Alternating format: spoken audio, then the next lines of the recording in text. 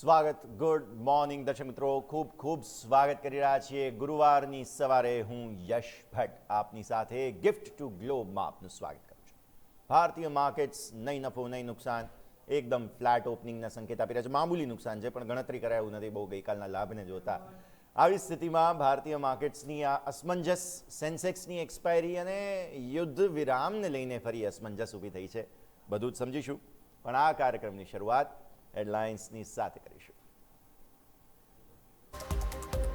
Iran US યુદ્ધ વિરામ પર ફરી સંકટના વાદળ ઇઝરાયેલનો લેબનોન પર ભયાનક હુમલો 250થી વધુ લોકોના મોત ભડકેલા ઈરાને ફરી એકવાર સ્ટ્રેટ ઓફ હોર્મુઝ બંધ કર્યું કહ્યું મંજૂરી વિના કોઈ જહાજ પસાર થયું તો ઉડાવી દઈશું પશ્ચિમી એશિયામાં શાંતિ વાર્તાલાપ ખતરામાં પડતા દુનિયાભરના માર્કેટ્સમાં ગભરાટ ગિફ્ટ નિફ્ટીમાં અંદાજિત 70 પોઈન્ટ આસપાસનો ઘટાડો એક સમય હતો 150 પોઈન્ટનો ઘટાડો ડો ફ્યુચર્સ નીચે એશિયન માર્કેટ્સમાં વેચવાલી ગઈકાલે અમેરિકન માર્કેટ્સમાં જોવા મળી 3%ની તેજી સ્ટ્રેટ ઓફ હોર્મુઝ બંધ થવાને કારણે ક્રૂડમાં ફરી તેજી બ્રેન્ટ ક્રૂડ પ્રતિ બેરલ 3% વધીને $97 પાર ગઈકાલે $91 સુધી પહોંચ્યો હતો બ્રેન્ટ ક્રૂડનો ભાવ ડોલર ઇન્ડેક્સમાં મજબૂતીને કારણે સોના ચાંદીમાં નબળાઈ સોનું 1% ઘટી $4700 આસપાસ ચાંદીમાં 2.5%થી વધુનો ઘટાડો એમસીએક્સ પર પણ ચાંદીના ભાવમાં અસર કેબિનેટે 1,74,000 કરોડ રૂપિયાના 5 પ્રસ્તાવને આપી મંજૂરી ખાતર માટે આપશે વધુ સબસિડી અરુણાચલ પ્રદેશમાં એનએચપીસી બનાવશે હાઇડ્રો પાવર પ્રોજેક્ટ જયપુર મેટ્રોના બીજા તબક્કાને મળી મંજૂરી આજથી ચોથા ત્રિમાસિકના પરિણામોનો થશે શુભ આરંભ આઈટી દિગ્ગજ ટીસીએસ રજૂ કરી શકે પરિણામ એઆઈની સાથે સાથે કંપનીના મેનેજમેન્ટ પર રહેશે ખાસ નજર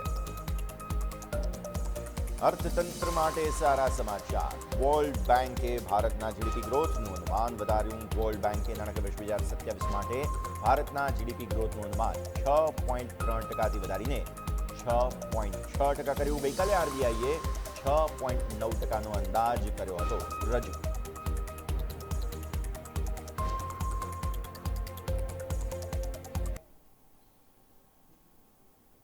આવો કરીએ શુભ આરંભ આજના ગિફ્ટ ટુ ગ્લોબ કાર્યક્રમનો સૌથી પહેલા આપને આપીએ ગિફ્ટ નિફ્ટીના સંકેત ગિફ્ટ નિફ્ટી અત્યારે તો તમને દબાણનો જ સંકેત આપે છે અંદાજિત તમે જોવા જાઓ ને તો લગભગ 60 પોઈન્ટ આસપાસનો ઘટાડો છે એક સમયે આજે દિવસની શરૂઆત જ્યારે થઈ ત્યારે વધારે નબળાઈ સાથેની આ શરૂઆત હતી તો દિવસની શરૂઆત એક 150 પોઈન્ટના ઘટાડા સાથે કરી હતી ત્યાંથી કંઈક અત્યારે મામૂલી ઘટાડાનો સંકેત બને છે મુદ્દો શું છે મુદ્દો એ છે કે ફરી એકવાર અનિશ્ચિતતાઓ યુદ્ધ વિરામને લઈને કારણ છે ઇઝરાયલ તેની ચર્ચા આગળ કરીશું પહેલાં અમેરિકન માર્કેટ્સનો ગઈકાલનો ક્લોઝ આપણે જેમ ગઈકાલે સેલિબ્રેટ કર્યું હતું એમ અમેરિકન માર્કેટ્સે પણ ગઈકાલે સેલિબ્રેટ કર્યું ડાઉ જોન્સ 2.85% તેજી સાથે બંધ થયો S&P 500 2.51% તેજી સાથે બંધ થયો અને નાસ્ડેક 2.80% રસેલ 2.97% તેજી સાથે બંધ થયો પણ આ બધું લાગુ નથી પડતું કારણ કે બધું ચાલે છે એ મધ્ય પૂર્વમાં ચાલે છે અને અમેરિકન માર્કેટ્સના કારોબાર બંધ થઈ જાય ને પછી બધું થાય છે એટલે હવે તમે જેપનીઝ માર્કેટ પર અત્યારે નજર કરો અત્યારે 0.5%થી વધુની નબળાઈ જોવા મળી રહી છે નબળાઈ ધીરે ધીરે ઘટી રહી છે ગિફ્ટ નિફ્ટીમાં જેમ ઘટી એમ અહીંયા પણ મુદ્દો એ છે કે ફરી આ જે સ્ટ્રેટ ઓફ હોર્મુઝ છે તેને બંધ કરવામાં આવ્યું છે તેની અસર જોવા મળી રહી છે અચ્છા પહેલાં તમે ખાસ ડાઉ ફ્યુચર્સ પર નજર કરો અત્યારે મામૂલી એવો ઘટાડો એટલે જ ગિફ્ટ નિફ્ટીમાં પણ તમને એક ઘટાડાનો સંકેત અહીંયાથી ખાસ બની રહ્યો છે S&P ફ્યુચર્સ પર નજર કરો 0.19% આસપાસનો ઘટાડો તમને અહીંયા નાસ્ડેક ફ્યુચર્સમાં પણ થોડીક 0.23% આસપાસ 0.23% એટલે આ પણ થોડા સુધારા ઘણા જોવા મળી રહ્યા છે અન્ય એશિયન માર્કેટ શું કરી રહ્યા છે જરા જોઈ લો તમે નિકાઈ તો ડાઉન જ છે સ્ટ્રેટ્સ ટાઈમ્સ ઘટે છે 5% આસપાસ હેંગસેંગ કંઈક 0.5% નીચે તાઇવાન કંઈક 5%થી વધુ નીચે કોસ્પી 0.5%થી વધુ નીચે છે એટલે કે દક્ષિણ કોરિયન માર્કેટ જેમણે ગઈકાલે તો કંઈક 60% સુધીનું તેજીનું સેલિબ્રેશન કરેલું આજે જરા માપમાં આવી ગયા એમ આપણે ગુજરાતીમાં કહેવત છે તો એ માપમાં આવી ગયા છે થોડા શેંઘાઈનો ક્યુ મળે છે 0.5% આસપાસની વેચવાલીમાં તો ગ્લોબલ માર્કેટ્સમાં ફરી થોડી પેનિક સિચ્યુએશન આવી છે જેને ધ્યાન પર રાખીશું પણ આવો સૌથી પહેલાં યુએસ માર્કેટ જેમણે સારું ગઈકાલે જે કરેલું છે એ તો તમને બતાવી દઈએ આમ તો હવે આ જે કંઈ પણ સંકેતો અમેરિકન માર્કેટ્સને છે એ બહુ લાગુ નહીં પડે પણ સમજવા જરૂરી છે યુએસ ઇક્વિટી અને કોમોડિટી માર્કેટમાં ગઈકાલે ઐતિહાસિક ફેરફાર થતા જોવા મળ્યા. તેજી આવી અને યુએસ ઈરાન યુદ્ધ વિરામની જાહેરાત બાદ ગ્લોબલ માર્કેટમાં રાહત અને તેજીનો પવન જોવા મળ્યો. સીઝ ફાયરની જાહેરાત થઈ ગઈ એટલે ગ્લોબલ સેન્ટિમેન્ટમાં ભારે સુધારો હતો. ગઈકાલે હું ફરી એકવાર કહીશ, ડાઉ જોન્સ જે છે તે 1325 પોઈન્ટનો ઐતિહાસિક ઉછાળો બતાવતો જોવા મળ્યો. 47,909 ને નજીકનો ક્લોઝ તમને ત્યાં મળ્યો. S&P 500 2% ઉછળીને 6,782 પર બંધ થયો. એઆઈ શેર્સમાં રોકાણકારોનું આકર્ષણ ફરી વધ્યું એટલે નાસ્ડેકમાં બેઝિકલી તમને તેજી આવતી જોવા મળી. નાસ્ડેક 2.8%ની જોરદાર તેજી સાથે ટેક અને એરલાઇન શેર્સમાં ભારે આકર્ષણ. ક્રૂડના ભાવ ઘટે એટલે સ્વાભાવિક થાય. હવે હોર્મુઝની સમુદ્રધુની ગઈકાલે એવી અપેક્ષા હતી કે ફરી એકવાર ખુલે છે, પછી બધું ડેવલપમેન્ટ્સ છે આગળ હું તમને આપીશ. તેની કારણે ક્રૂડ ઓઇલના ભાવમાં મોટો કડાકો ગઈકાલે હતો. સપ્લાય ચેઇન હળવી થવાને કારણે 15% આસપાસ ક્રૂડના ભાવ ગઈકાલે ઘટ્યા હતા. અત્યારે હું તમને લાઈવ અપડેટ જરા ફરી આપી દઉં તો ક્રૂડનો ભાવ જે છે તે અત્યારે ફિલહાલ વધીને 97 પર છે બ્રેન્ટ અને 97 પર છે નાઇમેક્સ WTI. એટલે હવે ફરી જે હતા ત્યાં જ આવી ગયા છીએ. ભવિષ્યમાં ફુગાવાનો ડર ગઈકાલે અમેરિકન માર્કેટ્સમાં ઓછો થયો એટલે તેજી હતી. સેફ હેવન બાઇંગ વધ્યું એટલે કોમેક્સ ગોલ્ડ 3.2% ઉછળીને 4835 હતું. અગેઇન જો હું તમને લાઈવ ક્વોટ આપી દઉં ગોલ્ડના, અત્યારે ફિલહાલ તો ત્યાં જોવા મળશે 4747, કંઈક 0.5% નીચે અત્યારે ફિલહાલ સોનું જોવા મળી રહ્યું છે. ચાંદીમાં પણ ગઈકાલે 5-6% આસપાસની તેજી જબરદસ્ત જોવા મળેલી હતી, પણ અત્યારે ચાંદી કંઈક 2%ની નબળાઈ બતાવે છે. અમેરિકન 10 વર્ષની બોન્ડ yield ગઈકાલે ઘટીને 4.26% પર હતી અને ફુગાવાની ચિંતા ઘટતા ફેડ રિઝર્વ દ્વારા વ્યાજદરોમાં ઘટાડાની અપેક્ષા મજબૂત બની છે. રોકાણકારો હવે યુદ્ધ વિરામની શરતો અને મધ્ય પૂર્વમાં સ્થિરતા પર ચાંપતી નજર રાખી રહ્યા છે અને એટલે જ અત્યારે ફ્યુચર્સ ડાઉન છે. આપણો ગિફ્ટ નિફ્ટી પણ કંઈક ઘટેલો છે. આગામી દિવસોમાં કોર્પોરેટ અર્નિંગ રિપોર્ટ્સ અને આર્થિક ડેટા માર્કેટની સ્પષ્ટ દિશા નક્કી કરશે. તો આ વાર્તા થઈ ગઈ પૂરી. હવે આવો તમે ફટાફટ યુરોપિયન માર્કેટ પણ જોઈ લો. અહીંયા પણ ગઈકાલે તેજીનું સેલિબ્રેશન જે છે તે જોવા મળેલું હતું. બધું પૂરું થઈ ગયું છે, પણ એક અપડેટ જાણી લો તમે. યુરોપિયન શેર માર્કેટમાં જબરદસ્ત તેજીનો સંચાર ગઈકાલે હતો. અમેરિકા ઈરાન વચ્ચે 2 સપ્તાહના યુદ્ધ વિરામની જાહેરાત થઈ. ગ્લોબલ ઇન્વેસ્ટર્સમાં હકારાત્મક સેન્ટિમેન્ટ ઊભા થયા અને ક્રૂડ ઓઇલના ઊંચા ભાવને કારણે ઊભી થયેલી ચિંતાઓ હળવી થઈ ગઈ. યુરોપના મુખ્ય ઇન્ડેક્સમાં રેકોર્ડ બ્રેક ઉછાળો જોવા મળેલો હતો. FTSE 100 2.5% ઉછળ્યો હતો. જર્મનીનો DAX ઇન્ડેક્સ 5.1%, બહુ જબરદસ્ત તેજી જર્મનીના ઇન્ડેક્સમાં આવી હતી. ફ્રાન્સનો CAC 40 પણ 4.5% વધીને બંધ થયો હતો. પેન યુરોપિયન સ્ટોક 600 જે છે તે 3.88%નો વધારો તમને જોવા મળેલો હતો. ક્રૂડના ભાવ ઘટ્યા એટલે યુરોપમાં ટ્રાવેલ અને લીઝર શેર્સમાં ડબલ ડિજિટની તેજી હતી, કેમ કે આ બધા ટ્રાવેલ અને ટુરિઝમ પર નિર્ભર બહુ વધારે થઈ ગયા છે હવે, તો એ તેજી તમને આવતી જોવા મળી. બ્રેન્ટની વાત તો આપણે ઓલરેડી કરેલી જ છે. એનર્જી શેર્સમાં જે ક્રૂડમાં ભાવ ઘટ્યા એને કારણે યુરોપિયન એનર્જી શેર્સમાં તેજી સારી હતી. નિષ્ણાંતો હજુ એમ માની રહ્યા છે કે યુદ્ધ પૂર્વે જે સ્તરોથી 4% નીચે હજુ પણ આપણે છીએ. આ સિવાય એઆઈ અને ડિફેન્સ સેક્ટરમાં પણ યુરોપમાં સારી એવી રોકાણકારોની નજર હતી. વિશ્લેષકો માને છે કે મધ્ય પૂર્વની સ્થિતિ છે તે હજુ પણ બારીક નજર રાખવી ત્યાં જરૂરી બની ગઈ છે. તો હજુ પણ યુદ્ધ પહેલાંના સંકેતોથી 4% નીચે યુરોપિયન માર્કેટ્સ છે, તે તમે અહીંયાથી ધ્યાન પર રાખો. હવે જે બધા જ કારણો અત્યારે ગિફ્ટ નિફ્ટી પણ લાલ શા માટે છે તે તમે જો સમજવા માગો તો તમારે જોવું જોઈએ ઇઝરાયલનો લેબેનોન પર ભીષણ હુમલો. ઇઝરાયલે ગઈકાલે લેબેનોન પર અત્યાર સુધીનો સૌથી ઘાતક હુમલો કર્યો, જેમાં 250થી વધુ લોકોના મૃત્યુ થયા છે. અત્યાર સુધીનો સૌથી લોહિયાળ આ હુમલો હતો. ઇઝરાયલની સેનાએ સતત પોતાની સૈન્ય કાર્યવાહી લેબેનોનમાં આગળ વધારી છે. ઈરાન સાથે સીઝ ફાયર હોવા છતાં ઇઝરાયલનું આક્રમક સૈન્ય અભિયાન યથાવત છે. એક બાજુ તમે જુઓ ગઈકાલે 10 પોઈન્ટની ડીલ ઈરાને આપી, અમેરિકાએ કહ્યું અમે વાતચીત આગળ વધારીએ છીએ, યુદ્ધ વિરામની વાતો બધા જ ગ્લોબલ માર્કેટ્સે સેલિબ્રેટ કર્યું, પણ તકલીફ ક્યાં આવી? તકલીફ આવી ઇઝરાયલના આ હુમલાને કારણે. અને ત્યાં ઈરાને ફરી કહી દીધું કે તમે જો આવી રીતે જ કરવા માગતા હો તો પછી અમે સ્ટ્રેટ ઓફ હોર્મુઝ બંધ કરી દઈએ છીએ. હોર્મુઝ બંધ છે અને એના કારણે અત્યારે ફિલહાલ ક્રૂડના ભાવ વધ્યા અને માર્કેટ ઘટ્યું. ઇઝરાયલ તરફથી લેબેનોનના ગઈકાલે વિવિધ વિસ્તારોમાં બોમ્બમારો યથાવત કરવામાં આવ્યો. માનવીય સંકટ છે, આ વચ્ચે આંતરરાષ્ટ્રીય સ્તરોથી હવે શાંતિની અપીલ કરવામાં આવી રહી છે. ફ્રાન્સના રાષ્ટ્રપતિ મેક્રોન, લેબેનોનના મિશેલ ઓઉન છે, આમણે બધાએ મોટી માંગ કરી કે કાયમી શાંતિ લાવો અને લેબેનોનમાં સીઝ ફાયરને સામેલ કરી દો, તો હવે અમને કંઈક રાહત મળશે. બાકી ઇઝરાયલ જે છે તે બહુ જ આક્રમક છે. લેબેનોનને પણ આ સીઝ ફાયર વાટાઘાટોમાં સામેલ કરવું અત્યંત જરૂરી છે તેવું પણ અહીંયાથી ખાસ કહેવામાં આવ્યું છે. પરંતુ થશે કે કેમ તે આગળ જેમ જેમ જીઓપોલિટિકલ ટેન્શન અનફોલ્ડ થશે, ખુલતા જશે પત્તા, તેમ તેમ આપણને ખ્યાલ આવશે. આ તરફ ઇઝરાયેલે જે હુમલો કર્યો તેને કારણે ઈરાન ફરી એકવાર ભડક્યું અને અમેરિકા સાથે શાંતિ વાટાઘાટોને અવાસ્તવિક ગણાવી દીધી. ઈરાન એમ કહે છે કે ભાઈ તમે લેબનોનને પણ આ 10 પોઈન્ટની અમારી જે ડીલ છે તેમાં લઈને આવો. ઓલરેડી એમણે આપેલું જ છે, પણ અમેરિકાએ કંઈ હા ભરી નથી અને ઇઝરાયલ તો પોતાના રસ્તે જ ચાલી રહ્યું છે. ગઈકાલે જો કે ઇઝરાયલે શાંતિ વાર્તાલાપને સમર્થન આપેલું હતું, પણ લેબનોનને એમણે અલગ રાખ્યું છે. અને પછી સૌથી ઘાતક હુમલો જે ગઈકાલે શાંતિ વાર્તાલાપ આગળ વધવાની વાત થઈ પછી ઇઝરાયલે હુમલો કર્યો. એટલે આ બહુ જે ટાઈમિંગ છે ને, એ ટાઈમિંગ બહુ મહત્વનો છે દર્શક મિત્રો. આજે કંઈ પણ આક્રમક કાર્યવાહી થઈ તે બાદ મધ્ય પૂર્વમાં ફરી એકવાર તણાવ ચરમસીમાએ છે અને 254 લોકોના ગઈકાલે લેબનોનમાં મૃત્યુ થયા. એમાં ફરી એકવાર જંગ ઇઝરાયલ હેઝબુલ્લા વચ્ચે શરૂ થઈ. બાય ધ વે, હેઝબુલ્લા જે છે તેમણે આજે યુદ્ધ વિરામ થયો તેને કારણે હુમલા બંધ કરી દીધેલા, પણ ઇઝરાયલે ફરી વળતી કાર્યવાહી શરૂ કરી છે. હવે ઈરાને કહી દીધું અવાસ્તવિક છે શાંતિ વાટાઘાટો અને મૂળ વિવાદો યથાવત છે. હોર્મુઝની સમુદ્રધુની પર પ્રતિબંધ હજુ પણ ફરી એકવાર ઈરાને યથાવત કરી દીધું. રાત્રે જ બંધ કરી દીધું છે. ગઈકાલે સ્ટ્રેટ ઓફ હોર્મુઝને કહી દીધું છે કે અહીંયાથી કોઈ પણ હવે શિપ નીકળશે તો અમે ઉડાવી દઈશું, એટલે હવે કોઈ ના નીકળશો. એટલે બધું જેસે થેની સ્થિતિમાં આવી ગયું. સીઝ ફાયરના પ્રાથમિક અહેવાલોથી પહેલાં શેર માર્કેટ બધા ઉછળ્યા હતા અને ત્યારબાદ ક્રૂડ 14% તૂટ્યું હતું. હવે ફરી એકવાર પરિસ્થિતિ વિપરીત બની ચૂકી છે. એટલે આ એક ચિંતાનું કારણ દર્શક મિત્રો જોવા મળી રહ્યું છે. હવે આવો એક નાનકડા વિરામનો સમય થઈ રહ્યો છે, બ્રેક લઈએ અને બ્રેક બાદ આ જે કંઈ પણ પરિસ્થિતિ ફરી ઉલટાઈ છે, સુલટાવાની જગ્યાએ ફરી એકવાર હતું ત્યાં ને ત્યાં આવી ગયા, તો તેની ચિંતા કેવી રહેશે તે આપણે સમજીશું બ્રેક બાદ. ઘણી બધી અસરો છે, ઘણા આવા નિર્ણયો છે, ગઈકાલે કેબિનેટ બેઠકના નિર્ણયો હતા તે પણ સમજીશું બ્રેક બાદ.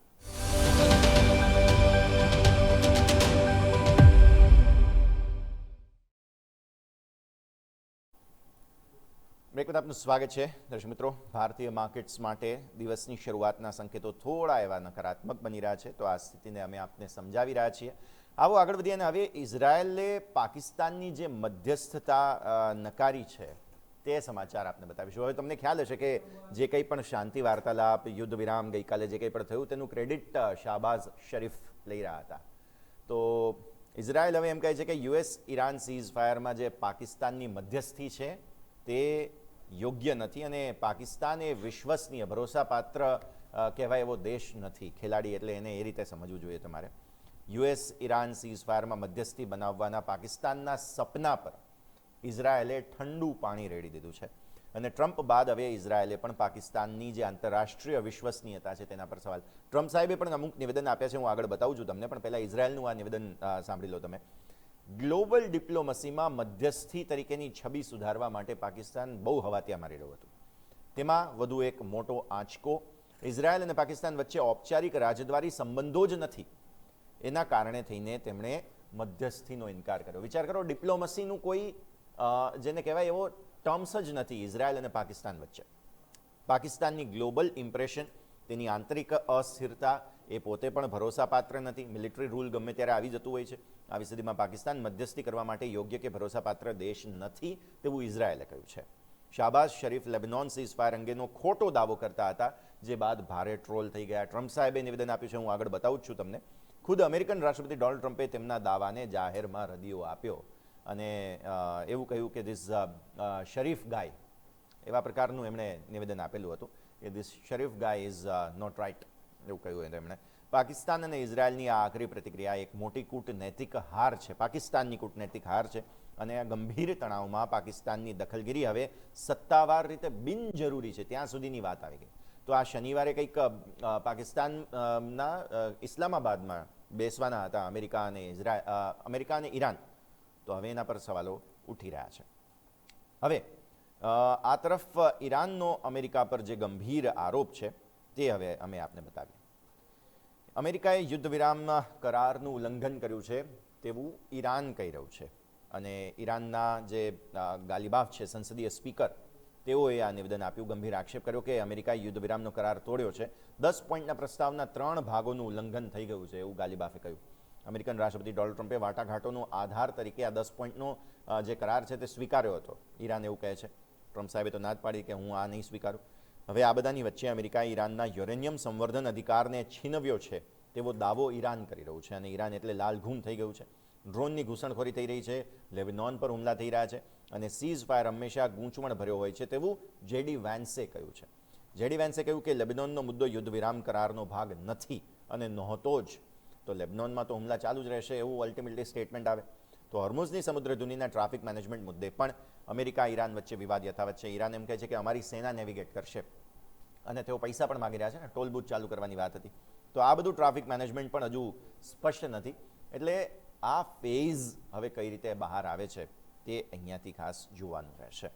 આ તરફ ટ્રમ્પ સાહેબે તો જીતનો દાવો કરી દીધો ગઈકાલે, પરંતુ ઈરાન હજુ પણ પોતાને તમે જો એક દેશ તરીકે જુઓ તો હજુ મજબૂત છે, સૈન્ય રાષ્ટ્ર તરીકે જુઓ તો મજબૂત છે. હોર્મુઝ પર તહેરાનનો દબદબો હજુ પણ યથાવત છે. જો હકીકતે ટ્રમ્પ સાહેબની જીત થઈ ગઈ હોત તો હોર્મુઝ પર કંટ્રોલ અમેરિકાનો આવી ગયો હોત અને ઈરાનનો કંટ્રોલ ના હોત અલ્ટિમેટલી. પરંતુ હાલનો યુદ્ધ વિરામ એક નાજુક વિરામ છે અને ઈરાન જે છે તે મજબૂત અને તાકતવર સ્થિતિમાં હજુ પણ જોવા મળી રહ્યું છે. ભવિષ્ય માટે મોટા ઘર્ષણોનું જોખમ હજુ પણ યથાવત છે અને અમેરિકા ઇઝરાયલ સામેના યુદ્ધ પછી પણ ઈરાનની જે તાકાત અને વર્ચસ્વ છે તે અકબંધ છે.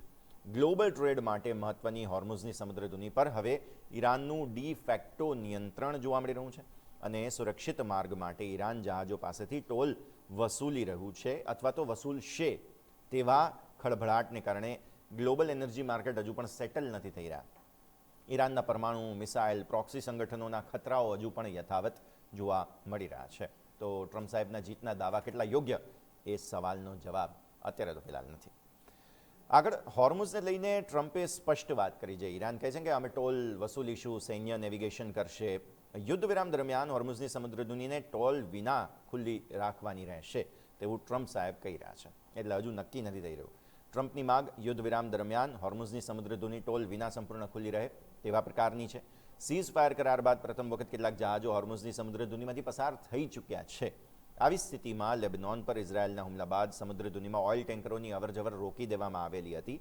ગ્લોબલ એનર્જી સપ્લાયમાં ફરી એકવાર વિક્ષેપ પડવાની પણ આશંકા છે. ત્યારે ગ્લોબલ ઓઇલ સપ્લાયના સૌથી મહત્વના શિપિંગ રૂટ પર ટ્રાફિક હજુ પણ ખૂબ જ ધીમો ચાલી રહ્યો છે. ડોનાલ્ડ ટ્રમ્પની ટ્રુથ સોશિયલ પર પોસ્ટ હતી કે હોર્મુઝમાં ટ્રાફિક ક્લિયર કરવામાં અમેરિકા મદદ કરશે, પણ હજુ સુધી એવું કંઈ થયું નથી. હવે યુએસ મહત્વપૂર્ણ ટ્રેડ રૂટ પર ઈરાનના કોઈ પણ આર્થિક કે લશ્કરી નિયંત્રણનો સખત વિરોધ કરી રહ્યું છે. મતલબ આ જે યુદ્ધ વિરામ, શાંતિ વાર્તાલાપ, કોઈ સ્પષ્ટતા તેને લઈને હજુ પણ નથી. આ તરફ ટ્રમ્પ સાહેબે ફરી એકવાર ટેરિફ બોમ્બનો રાગ આલાપ્યો છે. ઈરાનને જે દેશો હથિયારો પૂરા પાડશે તેના પર 50% ટેરિફ લાદીશું તેવું ટ્રમ્પ સાહેબ કહી રહ્યા છે. ઈરાનને શસ્ત્રો સપ્લાય કરનારા તમામ દેશો પર તેમના માલ સામાન પર, તેમની આયાત પર આકરા પ્રતિબંધો અને જકાત લગાવીશું તેવું ટ્રમ્પ સાહેબ કહી રહ્યા છે. અમેરિકા અને ઈરાન વચ્ચેના 2 સપ્તાહના સીઝફાયર વચ્ચે આ નવી આક્રમક જાહેરાત ટ્રમ્પ સાહેબે કરી. ટ્રુથ સોશિયલ પર પોસ્ટ કરીને ટ્રમ્પે તાત્કાલિક અસરથી ટેરિફ લાદવાની ચેતવણી આપી અને 50% ટેરિફની અકડક કાર્યવાહીમાં કોઈપણ દેશને છૂટછાટ કે બાકાત નહીં રાખવામાં આવે તેવું તેમણે કહ્યું. આર્થિક દબાણ વધારીને ઈરાનનો વિદેશી સૈન્ય સપોર્ટ કાપવાની અમેરિકાની આ મોટી રણનીતિ છે અને આ નાજુક શાંતિ વચ્ચે ડોનાલ્ડ ટ્રમ્પે આક્રમક જાહેરાત કરીને વૈશ્વિક સ્તરે ખળભળાટ મચાવી દીધો છે. ટ્રમ્પની જાહેરાતને કારણે ઈરાન સાથે લશ્કરી સંબંધો ધરાવતા તમામ દેશો, ખાસ કરીને રશિયા અને ચીન, તેમના પર મોટી અસર પડશે તેવું હાલની સ્થિતિને જોતા લાગી રહ્યું છે. પાકિસ્તાનના પીએમની ફજેતીની વાત ફરી એકવાર કરીએ, કારણ કે અહીંયા ટ્રમ્પ સાહેબે પણ હવે શાહબાઝ શરીફને લઈને મોટું નિવેદન આપ્યું. તેમણે ઓનલાઈન ભારે ફજેતી કરી છે. લેબનોન સીઝ ફાયરનો દાવો શાહબાઝ શરીફ જે પાકિસ્તાનના પ્રધાનમંત્રી છે તેમણે કર્યો હતો, ત્યારે ટ્રમ્પ સાહેબે તેને સંપૂર્ણપણે નકારી કાઢ્યો છે. ડોનાલ્ડ ટ્રમ્પે પાકિસ્તાનની પીએમના દાવાને ફગાવતા સોશિયલ મીડિયા પર ભારે મજાક ઉડાવી હતી અને ઓનલાઈન યુઝર્સ પણ કટાક્ષ કરતા, એટલે કે ટ્રોલ આજની ભાષામાં કહેવામાં આવે છે, ટ્રોલ કરતા જોવા મળ્યા હતા. શરીફ નામના વ્યક્તિએ આખી વાત જાતે જ ઉપજાવી કાઢી છે. આ ટ્રમ્પ સાહેબના શબ્દો છે. ટ્રમ્પે કહ્યું કે લેબનોન ક્યારેય યુએસ ઈરાન યુદ્ધ વિરામ કરારનો ભાગ હતો પણ નહીં અને છે પણ નહીં, એવું સ્પષ્ટ તેમણે કહ્યું છે. આંતરરાષ્ટ્રીય મંચ પર પાયા વિહોણી માહિતી આપવા બદલ પાકિસ્તાનની મોટી ફજેતી થઈ છે અને ગ્લોબલ ડિપ્લોમસીમાં પાકિસ્તાન સરકારની શાખ અને વિશ્વસનીયતા પર સવાલો ઉઠ્યા. પહેલાં ઇઝરાયેલે સવાલો ઉઠાવ્યા અને ના જ પાડી દીધી કે પાકિસ્તાન ના જોઈએ, અને હવે તો ટ્રમ્પ સાહેબ પોતે પણ કહી રહ્યા છે કે આ 10 પોઈન્ટનો જે ખાસ કરાર કહી શકાય, ઈરાને જે પ્રસ્તાવ મૂકેલો છે તેને તો મેં ડસ્ટબિનમાં ફેંકી દીધો, એવો શબ્દ પ્રયોગ ગઈકાલે ટ્રમ્પ સાહેબે કર્યો હતો. અત્યંત સંવેદનશીલ મુદ્દે આવી ખોટી માહિતી જે પાકિસ્તાને અને શાહબાઝ શરીફ સરકારે ફેલાવી છે તેની ભારે ટીકા ડિપ્લોમસી લેવલે, આંતરરાષ્ટ્રીય લેવલે થઈ રહી છે અને પાકિસ્તાનની આ પ્રકારની નિવેદનબાજીએ તેની આંતરરાષ્ટ્રીય શાખને વધુ મોટો ફટકો આપ્યો છે. તો આ એક ખાસ તમે પરિસ્થિતિ પર નજર રાખો. અચ્છા, હવે અન્ય જે એસેટ ક્લાસ છે તે થોડું સમજી લો. યુએસ ઈરાન સીઝ ફાયરના પ્લાનની અસર બિટકોઇન પર પડી ફાઇનલી. અને ક્રિપ્ટોકરન્સી માર્કેટમાં ભારે ઉત્સાહ જોવા મળ્યો, તેજી જોવા મળી. ખરીદી નીકળતા બિટકોઇનનો ભાવ વધીને 3 સપ્તાહની સૌથી ઊંચી સપાટી પર પહોંચી ગયો. ગ્લોબલ ટેન્શન હળવું થતાં જોખમી સંપત્તિઓમાં રોકાણકારોને ફરી રસ વધી રહ્યો છે અને ગ્લોબલ ફાઇનાન્શિયલ માર્કેટ અને શેર માર્કેટની સાથે ક્રિપ્ટોકરન્સીમાં પણ તેજીનો પવન ફૂંકાયો છે. રોકાણકારોમાં વિશ્વાસ પાછો ફરતા અન્ય ડિજિટલ કરન્સીઝમાં પણ અમે જોઈ રહ્યા છીએ કે લેવાલી નીકળી રહી છે. અહીંયા યુદ્ધ જેવી સ્થિતિ હોય ત્યારે રોકાણકારો ક્રિપ્ટોકરન્સી જેવી જોખમી સંપત્તિઓથી દૂર રહે છે, પણ હવે યુદ્ધને લઈને થોડા ટેન્શન ઇઝ આઉટ થયા હતા એટલે ક્રિપ્ટોમાં ફરી એકવાર ખરીદદારી આવી હતી અને 3 સપ્તાહની સૌથી ઊંચી સપાટી પર બિટકોઇન ગઈકાલે પહોંચી ગયો હતો. ક્રિપ્ટો રોકાણકારો પણ આ શાંતિ પ્રયાસોને આવકારી રહ્યા છે અને અન્ય અગ્રણી ડિજિટલ કરન્સીઝમાં પણ ભારે લેવાલી નીકળતી જોવા મળેલી હતી. આ તરફ એન્થ્રોપિક જે દિગ્ગજ ક્લોડ એઆઈ છે તેની પેરેન્ટ કંપની તેમને ગઈકાલે એક મોટો ઝટકો સહન કરવો પડ્યો. પેન્ટાગોન બ્લેકલિસ્ટિંગ કેસમાં જે અપીલ કોર્ટ છે તેમાં હારનો સામનો એન્થ્રોપિકને કરવો પડ્યો છે. પેન્ટાગોનના બ્લેકલિસ્ટિંગ સામે અપીલ કોર્ટે રાહત નથી આપી અને ડિપાર્ટમેન્ટ ઓફ ડિફેન્સ સામેના મુકદ્દમામાં સ્ટે આપવાનો એન્થ્રોપિકની જે માગ હતી તે નામંજૂર કરવામાં આવી છે. પેન્ટાગોને એન્થ્રોપિકને અમેરિકન સપ્લાય ચેઇન માટે જોખમરૂપ ગણાવી છે અને ડિપાર્ટમેન્ટ ઓફ ડિફેન્સના મતે એન્થ્રોપિકની ટેકનોલોજીથી રાષ્ટ્રીય સુરક્ષાને ગંભીર ખતરો છે તેવું પણ કહેવામાં આવેલું છે. ડિપાર્ટમેન્ટ ઓફ ડિફેન્સના મતે અત્યારે ફિલહાલ એક અલગ કેસના સેન ફ્રાન્સિસ્કો ફેડરલ કોર્ટથી એન્થ્રોપિકને રાહત મળી હતી, પણ અહીંયા હવે ખાસ તેમને હાર મળી છે અને ટ્રમ્પ સરકાર દ્વારા ક્લોડ જે ચેટબોટ છે તેના પર પ્રતિબંધના પ્રયાસ અત્યારે સફળ થતા જોવા મળી રહ્યા છે. આ ચુકાદાને કારણે સામાન્ય વપરાશકર્તાઓ માટે ક્લોડનો માર્ગ અત્યારે ખુલ્લો રહેશે, પરંતુ ડિફેન્સના ભાગ સ્વરૂપે જે બ્લેકલિસ્ટ કરવામાં આવેલી છે કંપનીને તો તેની અસર હજુ પણ રહેશે.